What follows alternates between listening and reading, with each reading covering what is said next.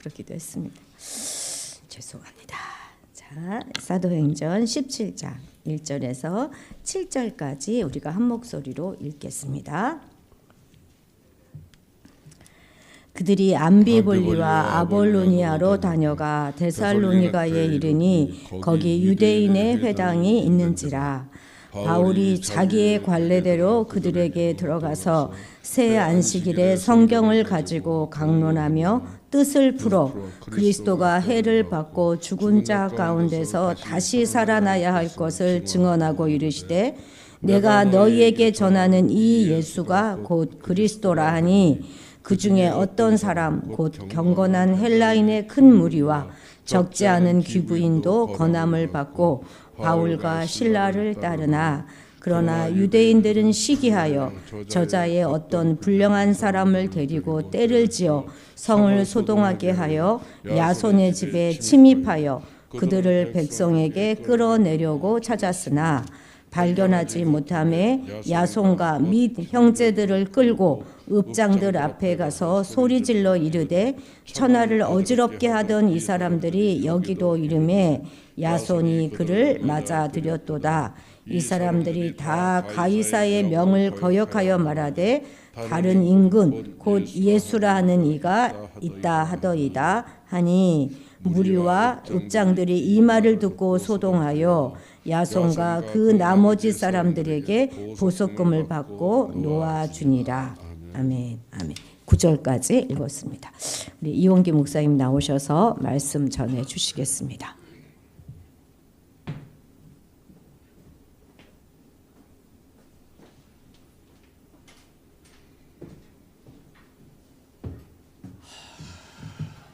기도하겠습니다. 사랑의 아버지 하나님, 2025년 첫 수요 예배를 맞이할 수 있도록 하여 주심을 감사합니다. 추운 날씨에도 하나님 이끌어 주시사 귀한 시간을 저희들에게 허락하여 주셨사오니 전하는 자나 듣는 자나 귀한 시간 되게 주님 인도하여 주시옵소서. 감사하며 예수님 이름 받들어서 기도했습니다. 아멘.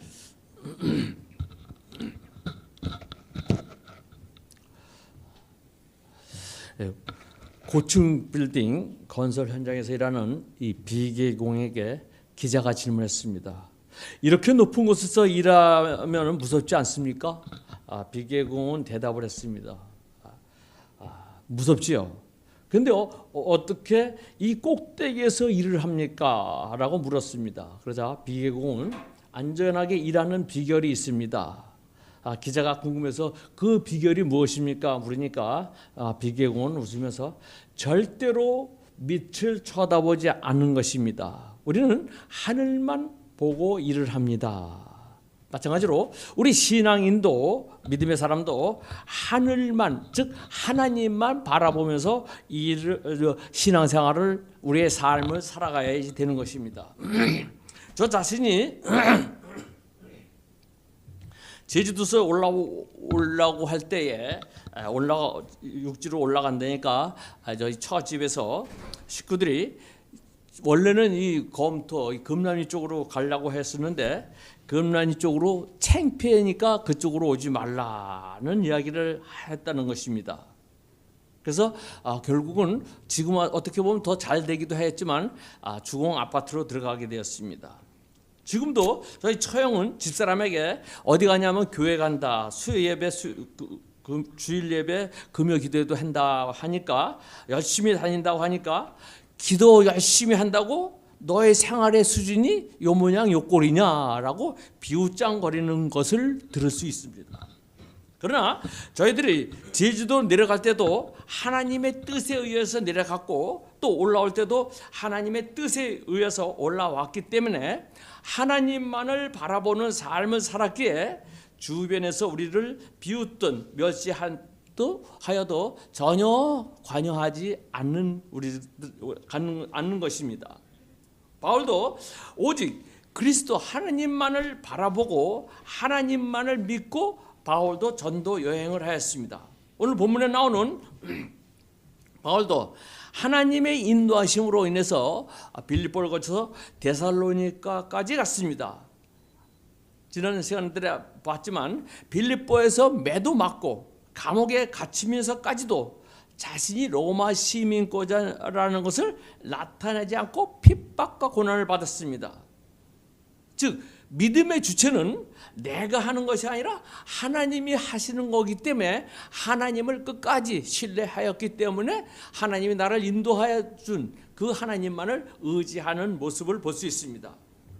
데살로니가에 도착한 바울이 평소의 습관대로 유대인 회당에 갔습니다. 새 안식일을 거쳐서 예수 그리스도가 메시아이심을, 즉 예수님이 구원자이심을 강론하였습니다. 유대인들이 생각하는 메시아는, 구원자는 다윗과 같은 왕이 오시는 것이었죠. 그 구원자를 통해서 로마의 압제에서 해방되는 것이 로마인들의 구원자, 유대인들의 구원자, 즉 메시아라는 생각을 갖고 있었습니다. 그러나 바울은 예수님이 메시아, 구원자라고 얘기합니다. 우리들의 구원자는, 즉 메시아는 예수님이라고 강론을 하였습니다. 3절 말씀입니다. 그는 그리스도께서 반드시 고난을 당하시고 죽은 사람들 가운데서 살아나셔야만 한다는 것을 해석하고 증명하면서 내가 여러분에게 전하고 있는 예수가 바로 그 그리스도이십니다 하고 말하였다. 죄 없으신 하나님이, 즉 육신화 인카네이션 하셔서 우리들의 죄를 대신하여 죽으시고 또한 우리들에게 영생을 주시려고 죽은 자 가운데서 다시 살아나신 예수님만이 우리의 구원자이심을 바울은 강론하였습니다. 쉽게 말해서 설교를 하였다는 것이죠. 4절 말씀입니다. 그 중에 어떤 사람 곧 경건한 헬라인 큰 무리와 적지 않은 귀부인도 권함을 받고 바울과 실라를 따르나, 바울의 강론 설교를 듣고 놀랍게도 경건한 헬라인의 큰 무리와 적지 않은 귀부인들이 주님을 영접하였습니다. 그리고 그리스도인들이 되었습니다. 그 중에서도 7절입니다. 야손이 그들을 맞아들였도다. 이 사람들이 다 가이사의 명을 거역하여 말하되 다른 임금 곧 예수라 하는 이가 있다 하더이다 하니, 야손도 바울의 설교를 통해서 주님을 영접한, 즉 그리스찬이 된 것이죠. 여기서 야손이 그들을 맞아들였다는 이 헬라 원어에는요, 맞아들였다는 것이 영접하다, 환대하다라는 뜻을 갖고 있습니다. 그러니까 야손이 건성으로 형식적으로 예수님을 믿은 것이 아니라 바울을 손님으로서 기꺼이 받아들였다는 것이죠. 2절 말씀 보시기 바랍니다. 바울이 자기의 관례대로 그들에게 들어가서 새 안식일에 성경을 가지고 강론하며, 바울은 데살로니가 유대인 회당에서 새 안식일에 거쳐서 성경을 가르치면서 강론하였습니다. 즉 예수님이 구원자 메시아라는 것을 전하였죠. 예수 그리스도의 복음을 전하니까 바울의 일행은 데살로니가에서 최소 어떻게 해요? 3주 이상은 머물었던 것을 볼 수 있습니다. 그런데 대개 성경학자들은요, 3주가 아니라 수개월 정도 있었다라고 이야기를 하고 있습니다. 야손은 남자 장정 3명, 즉 바울과 실라와 디모데 이 3명을 하루 이틀만 묵게 해준 것이 아니죠. 자신의 집에서 이 3명을 하루 이틀이 아니라 3주 아니면 수개월 동안을 거처하게 하였던 것입니다. 이것은 결코 쉬운 일이 아니죠. 야손은 바울의 강론의 은혜를 받고 깨달은 바가 있어서 외모는 정말로 볼품이 없고 초라하지만 뜨내기 같은 바울의 일행을 아무런 대가도 없이 맞아들이고 기꺼이 자기 집에 그들을 초대하고 그들을 대접하고 있는 것입니다. 이러한 모습에 바울은 기억하면서 고린도에서 데살로니가 교인들에게 편지를 하였죠. 살전 데살로니가서 2장 9절입니다. 형제들아, 우리가 수고와 애쓴 것을 너희가 기억하리니 너희 아무에게도 해를 끼치지 아니하려고 밤낮으로 일하면서 너에게 하나님의 복음을 전하였노라. 즉 바울 일행이 야손의 집에서 유숙하기는 했지만 불신자에 지나지 않았던 야손, 데살로니가의 그리스도인들에게 즉 경제적인 부담을 주지 않기 위해서 어떻게 해요? 자기의 손으로 일을 해서 돈을 벌면서 필요한 경비를 조달하면서 복음을 전했던 모습을 볼 수 있습니다. 즉 바울이 밤낮으로 일을 하였다고 이야기하고 있습니다. 우리가 잘 알고 있었듯이 바울은 텐트 메이커죠. 사도 바울은 직접 텐트를 만들거나 아니면 고치는 일을 하였습니다. 바울이 아무리 일이 바빠도 안식일이 되면 회당으로 나가서 하나님을 예배하고 유대인들이나 헬라리든 예수님의 구원자이심을 전파하였습니다. 그러한 삶을 살면서 자기에게 거취를 제공해준 야손에게 부담을 주지 않기 위해서 또 피해를 주지 않기 위해서 밤낮으로 일을 하였던 것을 볼 수가 있는 것이죠. 객지에서 돈을 벌면서 복음 전한다는 것은 이처럼 쉬운 것이 아니죠. 부족한 생활비를 하나님께서는 도움의 손길을 통해서 또한 채워주시고 있는 것을 볼 수 있습니다. 빌립보서 4장 16절입니다. 데살로니가에 있을 때에도 너희가 한 번뿐 아니라 두 번이나 나의 쓸 것을 보내었도다. 즉 데살로니가에 있을 때 너희가 한 번뿐만 아니라 두 번씩이나 나의 쓸 것을 보내었다. 여기서 너희가는 빌립보에 있을 때에 빌립보에 있는 루디아, 빌립보 감옥의 간수를 포함해서 이 빌립보에 있는 그리스도인들을 이야기하는 것입니다. 빌립보로 떠나 데살로니가로 간 바울이 데살로니가에서 자기가 손으로 돈을 벌면서 복음을 전하고 있다는 소식을 들은 이 빌립보 교인들은요, 바울의 원치도 않는데 바울에게 어떻게 두 번씩이나 헌금을 거둬서 바울에게 보내줬다고 바울이 빌립보에서 이야기하고 있죠. 이것은 하나님께서 빌립보 교인들을 통해서 그들에게 도움의 손길을 주셨던 것을 볼 수가 있는 것입니다. 여러분, 전혀 바울도 생각지도 않았던 빌립보 교인들에게 도움을 받았듯이 우리의 삶 속에서도 전혀 생각지도 않았던 그런 도움을 받은 적이 있습니까? 저희가 제주도에서 목회할 때에 정말 헌금만 갖고서 점심 대접하면서 교회 생활할 때에 항상 부족한 생활을 하고 있었습니다. 정말로 어려운 상황을 접하고 나서 이제는 신용불량자가 되겠구나라는 이 극한 상황까지 가게 되었습니다. 그래서 이제 신용카드를 사용할 수 없게 된 상황까지 갔었습니다. 이제 이것이 마지막이겠구나 하고 있을 때에 저희 옆에 있던 한사랑 교회가 있습니다. 이 한사랑 교회에서 저희 둘째 먼저 하늘을 나간 장애인인 창룡이를 항상 생각하고 있었어요. 그랬더니 창룡이를 와서 기도해주고, 그랬더니 그 주에 거기 교인들을 모시고 와갖고 같이 저희 교회에서 예배를 드리고 헌금을 해주는 것이었습니다. 근데 그 다시 헌금이 83만 원이 나왔어요. 그래서 그 헌금으로 카드를 메꾸어서 신용불량자가 되지 않았던 것을 볼 수 있습니다.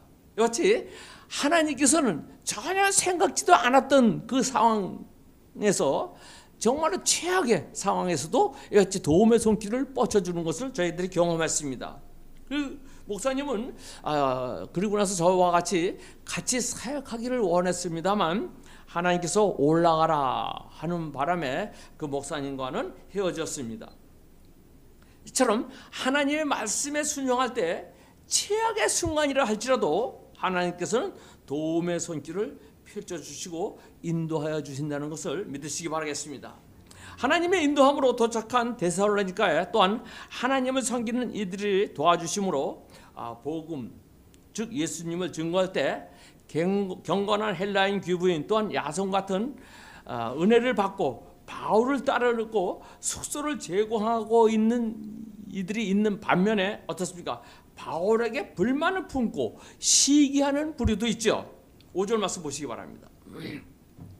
그러나 유대인들은 시기하여 저자의 어떤 불량한 사람들을 데리고 때를 지어 성을 소동하게 하여 야손의 집에 침입하여 그들을 백성에게 끌어내려고 찾았으나 5절 말씀에요. 저자의 어떤 불량한 사람들을 데리고, 즉 불량배를 이야기하고 있는 것이죠. 오늘날 그 당시에 데살로니가 시장과 광장을 장악하고 있었던 조직 폭력배들이라고 할 수 있는 것이죠.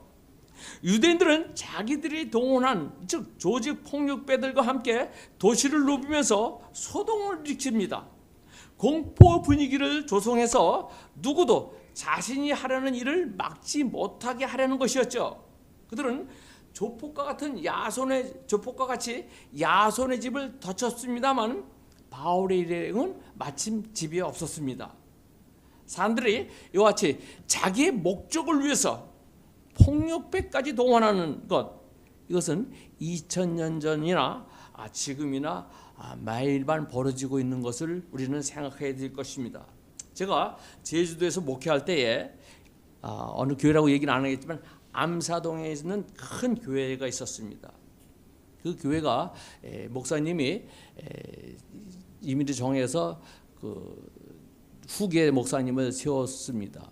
그러면서 목사님이 그 목사님에게 후계 목사님에게 어느 장로는 어떻고 어느 장로는 어떻고 이렇게 얘기를 다 해줬어요. 그때 이 목사님이 그 장로에게 가갖고 야, 담임 목사님이 당회장 목사가 너는 어떻다 이렇게 고자질을 한 거예요. 그래서 교회가 분란이 일어났어요. 그러니까 공동회의건 재직회건 이게 일어설 수가 없는 거예요. 그랬더니 어떤 일이 일어났습니까? 그 후임 목사님이 사설 경비원을 동원해갖고 그래갖고 비표를 줬어요. 그리고 비표 있는 교인들만을 출입시키더라고요. 그래갖고 자기네 안건을 통과시킨 이러한 모습들이 그 당시 제 기독신문의 뉴스엔조에 크게 발표되어 갖고 따뜻한 적이 있었습니다. 이와 같이 자기의 목적을 이루어내기 위해서는 하나님 보신다는 것도 생각하지를 않습니다. 오직 조직 폭력배를 동원해 갖고 이와 같이 서슴없이 범죄 행위를 저지르는 것은 그 당시나 지금이나 똑같이 벌어지고 있는 모습을 볼 수 있습니다. 6절 말씀 보시기 바랍니다. 그러나 그들을 6절 말씀 네?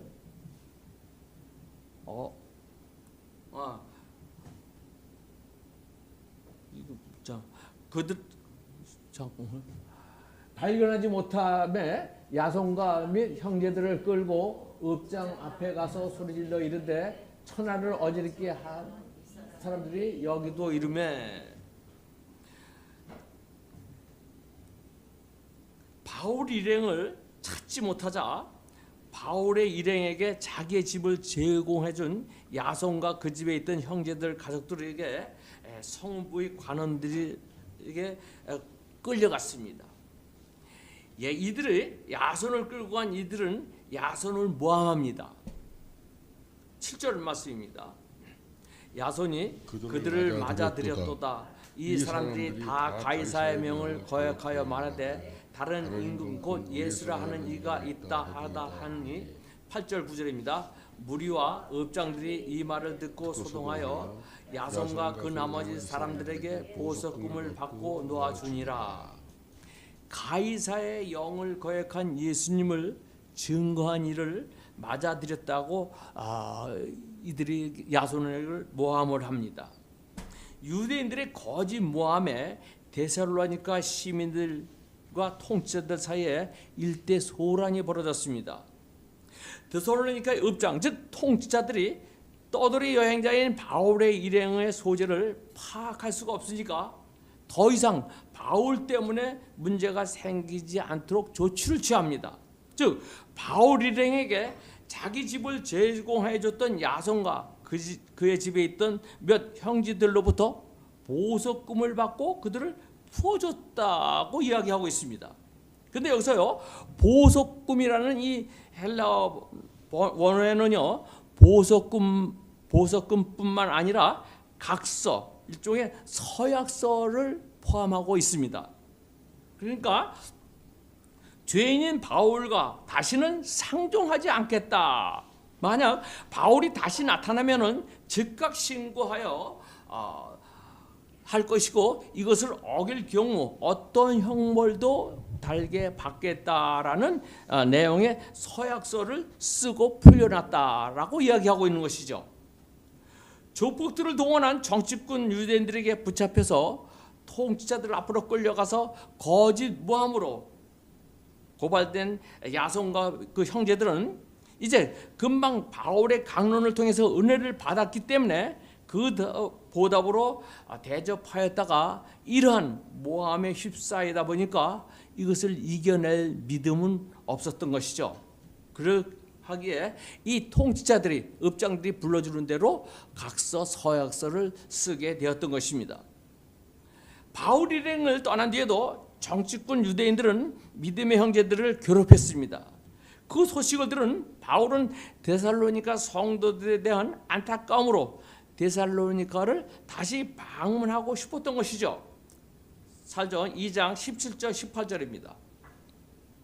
형제들아, 우리가 잠시 너희를 떠난 것은 얼굴이요 마음은 아니니 너희 얼굴 보기를 열정으로 더욱 힘썼노라.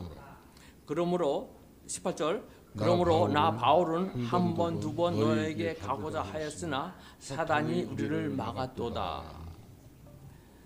몸은 떠났지만 마음만 항상 바울의 마음속엔 데살로니가에 가 있었던 것이죠. 그래서 데살로니가에 가보고자 하는 마음은 가득하였지만 그래서 사단이 나를 막았다라고 표현하고 있습니다. 이것은 야손과 믿음의 형제들에게 서약서를 쓰게 한 것을 가리킨다고 볼 수가 있는 것이죠. 만약에 바울이 데살로니가에 다시 가게 되면은 각서를 쓴 야손과 형제들에게 어려움이 처할 것이기 때문에, 그러기 때문에 가고 싶어도 갈 수가 없다라고 바울은 이야기하고 있는 것입니다. 하나님께서 함께 하시는 일이라도 항상 긍정적인 일만 있는 것이 아니죠. 긍정과 부정적인 일들이 같이 벌어지고 있는 것을 볼 수 있습니다. 오늘날 우리나라 현실을 보아도 대통령이 하는 일에 항상 옳다고 지지하는 쪽만 있는 것이 아니라 어떻습니까? 반대하는 쪽도 있듯이 하나님이 하시는 일에도 이와 같이 찬성하는 쪽, 지지하는 쪽과 반대하는 쪽이 있는 것을 여기서 보여주고 있는 것입니다. 성령의 말씀에 순종하여 데살로니가까지 건너온 바울의 여정은요, 성령의 인도함으로 간 길을 할지라도 순풍에 돛단 듯이 모두 협력하고 모두 도와주는 것이 아니죠. 하나님이 보내셔서 간 길이라 할지라도 누가 마귀들이 그 길을 방해하고 있는 것을 볼 수 있습니다. 그래서 그 길이 순탄치만은 않는 것이죠. 복음을 전하는 곳마다 복음의 열매가 맺히는가 하면은 또한 목숨이 경각에 걸리치는 사건들도 나타나는 것을 볼 수가 있는 것입니다. 그러나 어렵고 힘든 상황에 부딪혀도 어김없이 하나님께서 보내주신 도움의 손길이 반드시 있다는 것을 믿으시고 그 어려움을 넘길 수가 있었던 것을 우리는 이 바울을 통해서 볼 수가 있는 것입니다. 수많은 고난과 역경을 바울을 가는 길을 막는다 하여도 하나님이 그 길을 이끌어 주시기 때문에 바울은 하나님만을 믿고 나갔기 때문에 어떤 역경과 고난도 이길 수가 있다는 것을 볼 수가 있는 것입니다. 이라크 전투 때 제퍼 패튼이라는 중령이 전투기 편대를 이끌고 이라크 국경에 들어섰습니다. 그런데 제트기가 미사일 레이더망에 걸렸습니다. 그는 몸부림치듯 제트기를 조작해서 레이더망을 벗어났습니다. 그런데 그 순간 너무 긴장하다가 그만 귓속의 평형 감각을 잃어버렸습니다. 균형을 잃은 것이죠. 자신의 제트기가 상승하고 있다고 생각했는데 계기판을 보니까 땅으로 곤두박질하고 있는 것을 보고 있는 것이었습니다. 바깥은 칠흑같이 어두웠습니다. 패턴 중령은 저택기가 상승하고 있으니까 기술을 더 낮춰야 할 것이라고 생각하였는데 계기판은 정반대를 가리키고 있습니다. 이때 자신의 생각을 신뢰할 것인가 아니면 계기판을 신뢰할 것인가 이 빠른 선택을 하지 않으면 안 되었습니다. 그럴 때 패턴 중령은 자신의 경험, 생각을 내려놓고 계기판을 바라보고 계기판대로 따라가기로 했습니다. 그리고 제트기 기술을 올렸습니다. 70m 고지를 그대로 700m 고지에서 그대로 추락하려는 순간 구사일생으로 비행기가 하늘로 솟구쳐 올랐습니다. 그래서 무엇을 얘기합니까? 계기판을 믿었듯이 우리도 하나님의 말씀을 믿고 신뢰하는 것이 우리에게 중요하다는 것을 볼 수가 있는 것입니다. 하나님의 인도하는 곳으로 갔을 때 빌립보에서 로마 시민권을 밝히기만 했어도 매도 맞지 않고 감옥에 갇히지 않을 수도 있었지만 바울은 끝까지 하나님의 인도함을 바라고 갔기 때문에 결국 빌립보에서 간수를 구원시키는 하나님의 역사를 체험할 수가 있던 것입니다. 저 자신도 지나간 시간들을 돌아볼 때에 간혹 가다가 하나님 이건 아니지 않습니까? 라는 의문부호가 있을 때도 있었습니다. 그러나 끝까지 하나님을 믿고 신뢰하였기에 믿음의 여정을 여기까지 걸어올 수가 있었던 것을 볼 수 있습니다. 하나님의 뜻이 우리의 생각과 정반대가 된다 할지라도 계기판을 선택한 조종사처럼 내 생각, 내 방법을 내려놓고 오직 하나님의 뜻을 추구하고 그 뜻을 따라갈 수 있는 그런 믿음의 여러분과 저가 되기를 주님의 이름으로 축원을 드립니다. 기도하겠습니다. 사랑의 아버지 하나님, 항상 저희들을 이끌어 주신 은혜 감사합니다. 우리가 살아가면서 세상 사람들의 조롱과 비웃음을 받을지라도 오직 하나님의 인도함과 하나님의 돌봐주심을 믿고 그 하나님을 바라보면서 앞으로 믿음의 여정을 헤쳐나갈 수 있는 2025년도 한 해가 되게 인도하여 주시옵소서. 감사하며 예수님 이름 받들어서 기도했습니다.